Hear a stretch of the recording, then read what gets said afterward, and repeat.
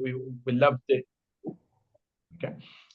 We love doing these sessions. I think as much as possible with kind of intimate sessions with business owners we do a lot of these webinars across different things. We had one on Tuesday with sort of 130 people at it, but it's nice to speak to business owners, fellow business owners. And I suppose to introduce myself, my name is Piers Bambridge. I'm one of the founders at P&B, Pike and Bambridge, and we do run these slightly differently, and we'll talk a little bit about tax efficient vehicle leasing for business owners, but we love it when it's a bit conversational rather than it being a death by PowerPoint. I have a PowerPoint because I'm not interesting enough to be able to speak to you for that long without some background cues, but hopefully if you do have any questions during the process, I'm going to talk a little bit about, hopefully you're in the right webinar, tax efficient vehicle leasing for business owners, but I'm going to talk a little bit about electric vehicles and other elements. And I'd love to get some challenges, particularly those of you who are involved in the industry, even if it's tangentially. Most of us are involved somewhat in this change that we're going through with cars and vehicles generally. And if you've got questions, or if you've got, as I say, challenges that you're dealing with, very happy to make it conversation. Obviously, we're also comfortable doing questions at the end, and indeed picking up on a one-to-one basis afterwards. It may well be that if the question's a bit deeper, I might suggest a quick catch-up one-to-one. I promise not to do a sales pitch on any part of this process, or indeed the one-to-one conversations. This is about, we work a lot of time within a community, and Russell & Russell are a fantastic community for us. So that's kind of why we're here. Yeah, so just a brief introduction then before we kick off. So Piers Bambridge is the CEO and co-founder of Pike and Bambridge, and a specialist in electric vehicles. Based in Edinburgh, post-university, Piers initially worked for a large US-based multinational before setting up Pike and Bambridge. Seeing an opportunity to change the traditional car sales process, he co-founded Pike and Bambridge with the ambition of changing the way people buy cars to make what is often seen as a painful process simpler, faster, and more personal. In 2022, this client-led approach led Piers to raise almost $1 million in equity crowdfunding from Pike and Bambridge own client base. And since then, the business has grown to supply over 40 million of cars each year. Piers has a passion for sports and for creating a work environment that emphasises personal service and employee engagement. Now over to Piers for this morning's presentation. Thanks, Rosalind. Apologies for jumping in ahead of your intro there. I actually can't see you on my Zoom thing, so I was kind of thinking you dropped off by accident, as I thought I jumped in to kind of to fill the gap. Oh, no problem at all. Yeah, thanks very much for joining, guys. As I said, I think I've done my extra little chat there, so I'll just crack on with it, if I may. So what are we going to talk about today? Yeah, we're going to talk a little bit about electric vehicles. I'm conscious that it's a relatively hot topic. People will perhaps have a point of view on it already, and I'm going to just chat a little bit about some of our points of view on that side of things, and perhaps address some of the, I suppose, some of the myths, if you want to call them that, certainly some of the media narrative there is around electric vehicles, and perhaps a different perspective on that. So we're going to talk a little bit about that. We will also talk a little bit around, without getting into tax advice, conscious that that's not my realm. There is an excellent firm that you can speak to if you wish around that conversation. But a little bit around how it actually shows up for businesses and business owners in particular. It's something we find a lot of time businesses that aren't as forward thinking as Russell & Russell accountancy firms that aren't as forward thinking don't actually have this conversation with business owners, and we stumble across a lot of business owners who really haven't maximized the potential that both hybrid vehicles and electric vehicles offer business owners. We're also going to talk a little bit about EV salary sacrifice schemes and how that's kind of growing, particularly in the smaller SME marketplace. It's been around for a while, but it's often been seen as a kind of preserve of the big corporates. But more and more, we're seeing that smaller companies are adopting these schemes, and a number of different reasons why that's happening, and how that can help support things like tenders out to marketplace with ESG proof and things like that.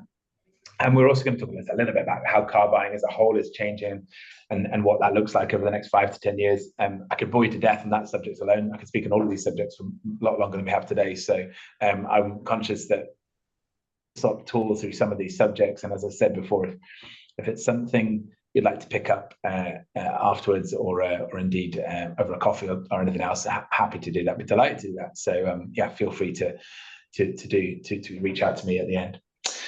So yeah, I suppose if I may, I'm conscious this is actually a poll that I've designed for Teams, Roslyn. And as we jumped onto Zoom this morning, I suddenly realized I'm not sure how to do this on Zoom, but I think I know. I used to use Zoom an awful lot during the COVID years before all of our clients told us I couldn't use Zoom because of some nonsense reasons about restricted access. But yeah, if you don't mind, if you can raise your hand, or if you can just generally shout if raising a hand is beyond the technical aspects of your Zoom. I'm interested to know how many people on this call, how many people already have, I sometimes say electric vehicle, but I think I'm going to say today a vehicle in the household which has a plug in it. So obviously a hybrid, plug-in hybrid electric vehicle. Most cars now are mild hybrids, or a fully electric, battery electric vehicle, a BEV, as the industry would have it. So how many people have already got that? Maybe just raise your hands if you will. Virtually or non-virtually. Okay, so that's good. That's actually ideal. I'm guessing Michael, Freddie, I think you guys do. Fiona, I'm not sure. I think you're familiar with it. I think, assuming Fiona, you are who I think you are, then I think you're familiar with it at least. But yeah, great. That's really helpful. It just helps me to kind of speak to the audience, if you like, in the right way. Oh, there's a chat here. So yeah. That's Fiona, you are the person I think you are. So you know a little bit about electric vehicles. So let's just talk a little bit about the industry as a whole. I mean, a lot of people will know this already, but electric vehicles, where it's going, where it started to be now, is obviously there's a real narrative in the industry is electric vehicles are slowing down. But really what that means is that they're slowing down the growth that is pretty significant. And I would like really point out that second bullet point in 2025. So we're going to have about 20, and this is fully electric vehicles, I should say, rather than hybrids. Fully electric vehicles are going to be about a quarter of the new car market this year, which, when you factor in where that's come from in 10 years' time, the growth is ridiculously fast at the moment, and it's only accelerating. If you'll excuse the pun, there are all sorts of puns that I can get a lot of mileage out of on this webinar, but I'll try not to. Yeah, so it's obviously coming to be a much more sort of mass market rather than niche market option for people. And I think that final point around it being a more serious option, particularly for business owners, and I think I'm going to put the caveat now before anyone else does it for me, there is a question mark on vans on this conversation, and there continues to be a question mark around vans. And funnily enough, camper vans are part of that conversation. We don't often talk about that, but the California, as you'll know, is not out yet, and isn't planning to be out anytime soon, from what we can see, in fully electric version. And there is a general sense that vans, it may well be HGVs kind of jump ahead in terms of adoption, but vans is a problem for the electric vehicle marketplace and for manufacturers. We'll come to that perhaps a little bit later. But yeah, as a general, more serious option for cheaper, greener mobility, EVs are increasingly not seen as the Nissan Leaf that had 120 miles, a nice little option, but really realistically not going to be useful for most of the world in terms of how it gets used. Now it's something that can be seen as a mass market option. Linked to that, I suppose, is the savings, and particularly given the kind of home charging kind of landscape, if that's an option for people. Simplistically, 40% lower service and maintenance costs. There is very little. There's no oil filters, air filters for the dealerships to make their money on. There's much less mechanical components, to be honest. Yes, there are software challenges, but to be honest, I haven't seen too many combustion engine vehicles that don't have software challenges at the moment either. Everything has software challenges, but in the simple kind of service and maintenance costs, you're saving a significant amount of money before you get to anything to do with fuel. Road tax, vehicle excise duty, VED, has obviously changed a little bit this year, but it still is significantly cheaper for electric vehicles as a whole. And one of the best things is that you can take advantage of charging at home. When you get charging at home, you've got no fuel duty, like as you might have with petrol or diesel, but you've also got no VAT. You don't have VAT or the same level of VAT on home energy. So if you look at something like overcharge anytime, 7p a kilowatt, what does that mean? It means about 4p a mile for an electric vehicle to run. If you compare that with current petrol diesel costs, obviously constantly changing, but if you assume around a typical kind of MPG that our fleets do, be about 16p a mile typically. So, that's a 70, as I don't need to say, a 75% saving. Now, we'll talk about public charging in a moment, but at that core level, if you can work out how to make them fit, there's a huge cost saving, in terms of what's available through EVs, and that's at any point it's a useful thing to be thinking about, but certainly when everything else seems to be getting more expensive. I want to cover some myth busting if I can. I don't know, those of you who have an EV, are zealots for EV. So apologies if there is a real challenge in our marketplace where you've got kind of one end of the spectrum where people who adopted any technology early can come across a little bit too evangelical about its positives, and then become the kind of counterbalance of people being really negative about it. And we've got that going on, I think, a little bit at the moment, whether it be sort of Clarkson type stuff or whatever. And I think where we sit is, I would like to think somewhere in the middle, hopefully not sitting on the fence, but kind of trying to give a bit of a balanced view of it. We have been in the business now for about 10 years. We've got an awful lot of customers who don't yet drive electric vehicles.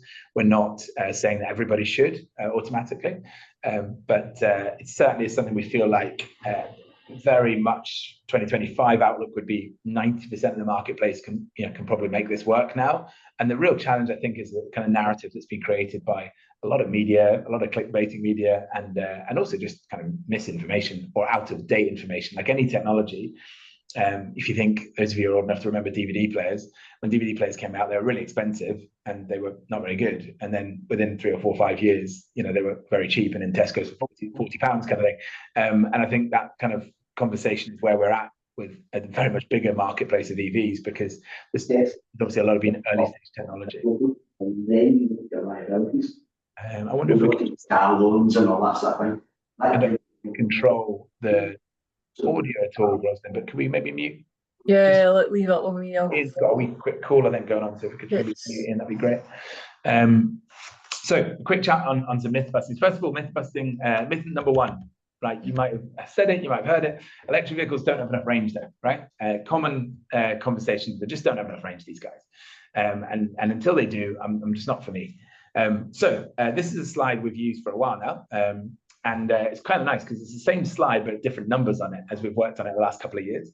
And when we first started using it, it was like, well, there's some cars that have got more than 300 miles of range now, and now there's nothing that has less than 400. And obviously, you've just had the CLA launch, which has a published range of 484 miles.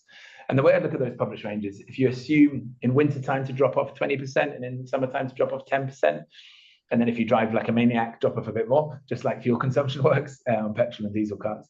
But that gives you a sense of kind of what it really is likely to achieve. So I think the holy grail has always been talked about as being 400 miles plus is what cars need to do. It's rare that you drive 400 miles without, you probably should stop anyway in the UK. And obviously from a options point of view, there's a lot of options now in that marketplace. They're not all expensive as well. Some of these obviously are more premium level marketplace cars, but you're now starting to see more and more of the mid-market and budget market having 400 plus miles if you need them. And the reality is most of us don't.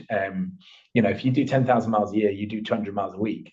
If you charge that once a week, that's probably all you'd ever do from a sort of 250 mile a range car. So it isn't necessarily something you need for the odd time that you need it for longer journeys. Obviously, that's going to be more important that you have a longer range. But a lot of people really 300 mile published range is probably what you need, and that's kind of where we're at now from an average range of the EVs. So I think this one, in reality, has probably been put to bed. In perception, has not been put to bed, and I recognise that. There's a lot of still perception of range not being enough in EVs, but in reality, that just really isn't a thing anymore. If you work with EVs in the way that you're open to them in the first place. Another question on public charging infrastructure, and again, with all these things, there are caveats to it. I recognise that if going back to the range one, if you have a very ill parent who's in Cornwall and you're in Wick, then you're having an EV and you might need to get down there anytime quickly. Having an EV could be a challenge to you. So there are still question marks, through the very niche cases, but generally speaking, I would say the range is enough. And I'd certainly say public charging infrastructure now is really starting to gather pace. So the key thing here is actually the purple kind of segment, if you like, because those are the chargers that, depending on how much you need to charge, up to 80%, you're going to be there for probably 10 minutes, maybe 15 minutes at most, which we consider most people often when they stop for petrol will grab a coffee, maybe grab a comfort break. Most of the time in these major service stations, you're going to be out and in, and the car is going to be ready in the same time as you are. So that purple seam is that key differential. But you're now up to 80,000 plus public charge points. This is bearing in mind an awful lot of people have the equivalent of a petrol station in their home, with they have a personal charge point as well. But public charge points now are 80,000. To put that into context, there are around about 6,000 petrol and diesel pumps in the UK, and that's going down and decreasing year on year. Now, those yellow ones will take an awful long time to charge, so recognizing that it's not a completely fair comparison, but given you're talking about a sort of 12 times amount, it's probably useful to see that the charging infrastructure now, I think, is starting to become a less of a problem for adoption. EVs are way too expensive. That's certainly something that was the case, and there was a real marked sort of 20% premium for the same model even 2 years ago, and that just suddenly last year started to change. And it's when the R&D costs started to come back to manufacturers, and they could start to say, okay, yeah, we can make these at the same price. This is a Skoda that we supply quite a lot of these Skodas, and Skoda Elrock. So the Karoq are the same model essentially in principle. The Elrock is about £33,000, as is the Karoq. So you've got kind of price parity now on equivalent models a lot more, which is obviously exciting. And then you've also got budget options really coming to the fore. Dacia Spring is £15,000 it starts at. That's on a fully electric vehicle. So again, MG4 is probably one of our most popular cars. You'll have seen them around a lot, probably. That's a budget option, if you like, as well. So you're seeing a lot more parity between models, as well as a lot more cheaper options in the market. So I think from a starting point, you really had a few cars that were, iPace was there, Tesla was there, Audi e-tron was there, and then there were a couple of sort of BMWs and Mercedes knocking about. And then suddenly in 2021, 2022, you started to see other manufacturers come out, but they were a lot more expensive than equivalent models. So Nissan Ariya came out as a kind of cash car equivalent, but sort of 20 grand more for that same car. Kia EV6 came out with much more expensive cars than the petrol and diesel equivalents, but you are now starting to see that price kind of parity. So I think that's something that is taking a while for people to see. And it only, that's before the tax benefits come into play. And then, again, this is probably the hardest one to challenge, I would say, because there's so many variations to the kind of environmental pieces. But I think this is something produced in the US. We use the US because they're probably the most skeptical about electric vehicles, Tesla notwithstanding, of course. But from a life cycle conversation, which is really how most most credible environmental things are done. From a life cycle conversation, there's a very clear saving that comes from the environmental footprint of electric vehicles versus gasoline cars. And actually, as technology is developing, so is the environmental impact being reduced. It's obviously reasonable to say that you are far more environmentally sound if you do not drive a car. If you cycle or walk to everywhere, it would be better for the environment. So there are always choices, there are always thresholds, I suppose, in any of these kind of conversations.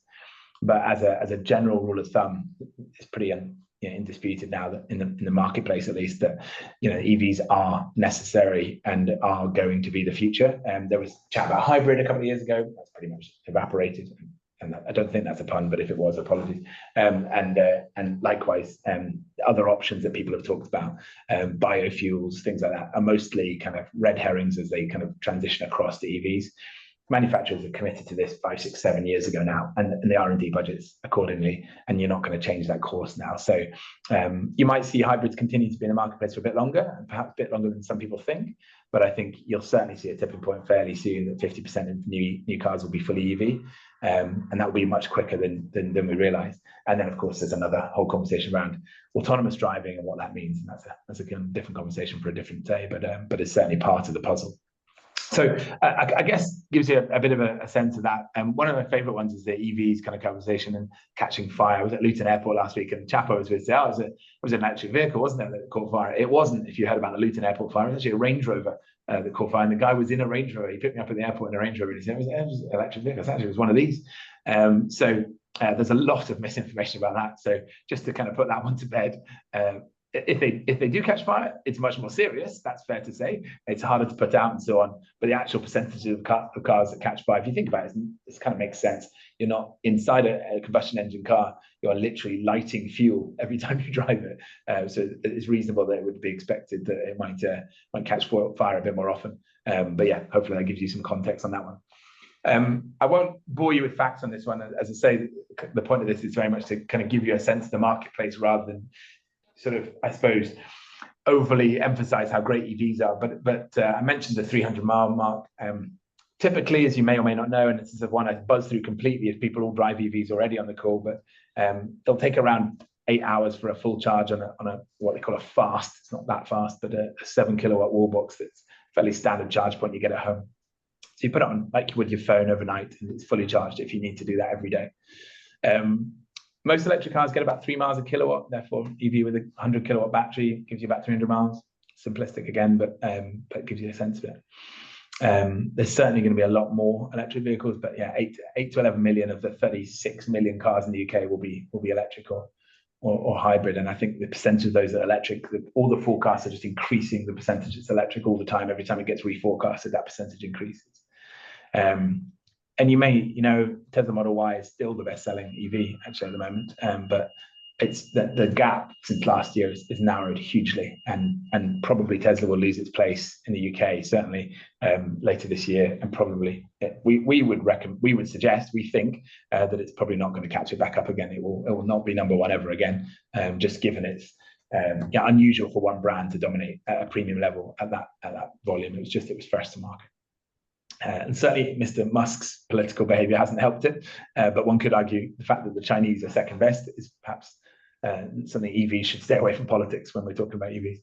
And yeah, I think, how does this show up? Like, that's all well and good, but what does that actually mean for your pocket, for a typical person? Maybe if you've got an employee that's looking at an EV, maybe yourself. Typically, you're going to save around about £1,000 a year in fuel, if nothing else. That's an average across, we've got about 2,500 drivers now in P&B. Yeah, it's a fairly marked increase. If you've got 5, 10, 15 vehicles in your business, particularly, and if you can make it work, there's a fairly significant cost saving, either for you or for your employees or for both. So forgetting the environmental elements of it, just a simple kind of cost factor. Just to touch on that briefly in terms of leasing through the business, I think one of the reasons it's the final point, I suppose, is the point here is that we say, it's amazing how many business owners don't know this. In terms of how you can save money through your business, and obviously it's different for every business. But if your business is VAT registered, there's an opportunity to claim portions of VAT paid on lease payments. I'm not going to touch on too much tax here, recognizing the audience and my host. But saving money on the VAT for your personal car being put through the business, you'll obviously know from many years, benefit in kind, as you'd be taxed, to take that benefit through your business was pretty prohibitive. Obviously, having an accountant myself, I don't think they ever suggested to me putting a diesel car through the business, or certainly not as the benefit in kind rates went up. As a business owner, a lot of the cars you would want to take through the business potentially weren't suitable as well from a tax point of view. And any VAT savings you might have made were just going to be hugely offset by and the corporation tax savings would have been offset by the impact of personal tax from your benefit in kind that you take. With EVs, that has completely changed with electric vehicles, and even to some extent with some of the hybrids, that has changed as well. So the fact that you can, because as a business owner particularly, you're likely to benefit from both, the corporation, the employer saving, if you like, as well as the employee saving, if you want to keep it simple. Then there's a huge tax opportunity that you can leverage how to get money out of the business more tax efficiently. Again, I won't go into more detail than that for now, but it's probably worth saying that we partner with ICAS. We work with a number of accountancy firms, and we've been invited to do things with SEMA and Chartered Institute of Management Accountants in terms of fleet management and the impact of electric vehicles. So hopefully we had the ability to speak with some confidence about those things. However, I will defer to the tax experts when it comes to that. Just on that point about the benefit in kind, electric vehicles now at least are starting to be the main way that we would recommend. Benefit in kind obviously is going to continue to go up like most taxes are at the moment, but in 2028, we're going to see the hybrid tax rate that has been really quite positive for things like Range Rovers, some of the Porsches, and some of the lesser, if you like, cars, Volvo XC90s or other cars that business owners tend to be purchasing. That rate is going to jump significantly in 3 years' time. So if you're now looking at a 3 or 4 year lease, a part of that lease is going to be still probably quite tax efficient, but nothing like as tax efficient as electric vehicles will. So yeah, it's not up for debate. If you're running company car fleets, there is no way you should be running anything other than a hybrid or electric vehicle. Probably that has already occurred to you. But actually, if you can make the EV work, things like the ID.7 is quite a popular car for EVs, Volkswagen, and that benefit in kind there is 3%. That obviously also has an impact on your employer national insurance contributions on that benefit you're offering as well, without getting into too much detail. And obviously, with them having gone up, the more you can mitigate that, the better. So it is really electric that's the future. I think if we see more, we suggested on one of these webinars this time last year that we thought if anything gets attacked, because there was some conversation around would electric vehicles get new government, would that change, so on and so on. And our conversation was around, we thought if it was to change, it would be hybrid vehicles that get penalised. Unfortunately, we were right, because in November, that was exactly what happened. The hybrid rates went up. And I still think if we're looking at more tax rises in October, November, it's very difficult to make the argument that hybrid vehicles are actually that good for the environment from a tax point of view, why we're supporting it, because so many hybrid vehicles come back with the cable never having been used. So it's very difficult to say that running what actually becomes quite an inefficient petrol car with a really heavy battery in it, just because of tax reasons, that's one I think will continue to get taken on from a tax point of view. So I think that's one we see continuing to be attacked. I suppose linked to that and linked to the employee element of it as a business owner, what is salary sacrifice? I don't know, does anyone offer a salary sacrifice already in their business? Does anyone on this call do so? Feel free to. No, not yet. It was seen as a sort of a remit for the big companies, people like Vodafone or British Airways and those kind of organisations have been offering them for a few years now. And certainly the hassle of setting up some of these schemes is seen as a blocker for that, and indeed just the expertise to do so. So I suppose one of the things we're now seeing is the SME marketplace is becoming much more au fait with it, more comfortable with it, and there's a number of reasons why that, including termination cover that gets included in. But what it is, for those of you who don't maybe know what it is, it's a scheme where an employee can lease an electric vehicle, personal vehicle if necessary, doesn't need to have any business usage, through their employment or through their employer. And it's very similar to, if you're familiar with a cycle to work scheme, the principles of it are very similar, I should say, to a cycle to work scheme. There isn't any upfront cost for the businesses there sometimes is with cycle to work schemes. And the monthly cost of that lease, and it's a significant amount of money, obviously, is deducted from the employee's income pre-tax. And conscious of the accountants on the call, just to clarify, there is a benefit in kind. So pre-tax is perhaps a bit of a simple way of saying it, but before the income tax and national insurance contributions get deducted. And what's really, I think, hugely beneficial for this, it's all of their car costs. So it's their car, it's their insurance, their maintenance, their tyres, their roadside assistance, all gets bundled in before they get taxed and deducted from the salary before they get taxed. So as an employee, it's similar to business owners, but obviously for employees, they don't typically have access to tax efficiency through business costs, if you like. They can save up to, depending on the tax bracket, so the 65% is the kind of headline version, but even if you're not in the higher tax brackets, it's a really significant saving on your vehicle. And again, with this kind of direction of travel, again, excuse the pun, where EVs are going and becoming more mass market, it's something that it applies to a lot more people, and whether they can, they can make it work for them. So, yeah, it's definitely a good benefit to be thinking of.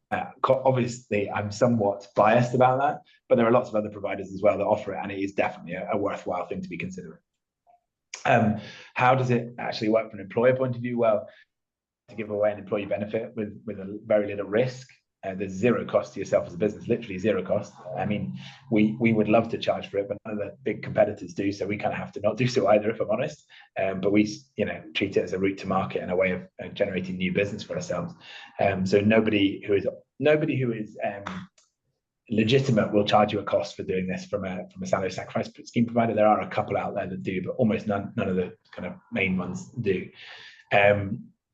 yeah, it allows you to attract people who stay. There's no risk if someone does leave because termination cover is included. Again, with the reputable ones, it's included as part of the scheme. And yeah, obviously from an ESG point of view, really useful for if you're doing tenders to councils or whatever it may be that you might be doing, and maybe for yourself personal conviction, improving your environmental footprint is important, but certainly from a business positioning point of view, it also allows you to attack what's called Scope 3 emissions, if you're familiar with the term, which is things like commuting, mileage, and things like that, which if we do go down the route of carbon taxation, which looks like we might at some point, those are the kind of things that are going to be useful to help offset any impact that might have on you as a business. So given there is no cost and not really any risk, there's very little reason not to get involved. It, again, doesn't mean you have to do it through Pike and Banbridge. We'd love you to, but there's certainly other options as well. And as it says, the HMRC recognises an employee earning lower salary. That means, yes, their income tax and NICs is lower, but also the employers' national insurance contributions are reduced as well, which is obviously since April, we're seeing a big increase in inquiries around, okay, can I offer this scheme partly just to offset this increase in national insurance contributions? We've got one firm, a couple of firms actually now, who have offset the entirety of their national insurance contributions because uptake has been so strong that they are, they've saved more than national insurance contribution savings from salary sacrifice than their national insurance contributions went up when that move happened in April. So yeah, it's a significant saving. To give you an example of that, if you have a typical uptake, after a year of 15%, you're saving around about £1,500 per vehicle because the numbers are quite high in terms of what they're sacrificing. So after a year, your total saving in that space would be around £57,000. And then again, that builds on itself. So if uptake continues, maybe a bit slower after 2 years, your total saving after 2 years is 159,000. So it's quite a small company, that example, but it gives you a sense of just what the numbers are involved. Because, rather than some other things you might salary sacrifice, the car insurance, lease, maintenance, everything else, all bundled in is a significant amount of money for that employee, and therefore giving up their salary for that amount is a significant saving for you as an employer. So it's that we use. Sorry. No, that's fine. And we use that example as an example, I suppose, of where a lot of people have seen as this sort of thing, big company kind of thing that gets set up. The administration of it is not particularly onerous either. So and it's a really, as you can see, really significant number if you can get someone who can make sure that uptake is strong in your firm, and obviously make sure that the provider is reputable. And there are lots of other ones we can signpost you to if you're interested. So yeah, I suppose from a point of view in terms of your kind of vehicles, procurement, anything else, there's a few different options there. There's a few different things happening in the marketplace. There's some things that will apply to you, some things that won't. I mentioned briefly about vans earlier, and I was conscious that it's not on our slide deck, partly because you can get really quickly into fairly difficult waters around different payloads and so on that come up with vans. So I think what I would say is, it perhaps is my best way I can describe it, is that as an example of that, we're not zealots around EVs. We recognise for vans, I think I'm absolutely convicted that 90% of people should get cars and should get EVs, and I'll be happy to take on any argument against that, to be totally honest. And I say 90%, so I recognise 1 in 10 won't. For vans, I think that percentage is not quite the other way around, but it's not far off. I think there's so many question marks around effectiveness of that. Do you really want your teams sitting by the side of the road charging their car while you're paying them, and so on, charging their vans while they're paying them? So I think as a runaround delivery van, low payload van, there's lots of good options. There's starting to be more options, but I still think that the cost of running those high mileage vans that need to do a lot of work, I may find some people that disagree with me here, but I think that marketplace hasn't fully matured. Well, it definitely hasn't matured. How far it's matured is maybe a point of discussion, but it will happen. It's not up for debate. What they need to figure out is how do they get their money back from the R&D that it requires, because it's a lot easier to make very expensive electric cars and make the margin back on them than it is to make very expensive electric vans. So that's kind of why you're going to see that for a while. I think take a while to come back, but again, it will happen, and certainly HGVs are going to be part of that process too. Yeah, the vans are a subject that come up quite a lot in client meetings, Pierce, as well. And again, it's like you're saying, if you've put a lot a lot of kit in the back of a van, you're not going to get as long a charge out of it, and then it's guys are having to keep charging and so on. It's worth a look. I mean, with the charge point infrastructure is so much better now. So I'd say that's the one thing. But even that, I think the challenge with with electric cars, is that you have that angle of home charging that is so cheap. There isn't that, because we get VAT on electric charging, and it's still a bit Wild West, as you know, you guys might be familiar with. You don't ever see, or you hardly ever see outside a EV charging station the actual cost per kilowatt, and most people don't really know what that means anyway. So you're often seeing, I said 7p a kilowatt for OVO home chargers, the same with Octopus, but public charge is often 70p and maybe 80p. So if it's a core part of your mix to have charge points being used on the road, it's going to be it's more expensive than petrol. So it doesn't make any sense at all. So there is a question mark on that. Maybe getting infrastructure in your own businesses, HQs and things like that, that's a different option. There's grants to support that. So there are things you can do. But yeah, I'd agree, Russ, and it's a bit of a problem at the moment.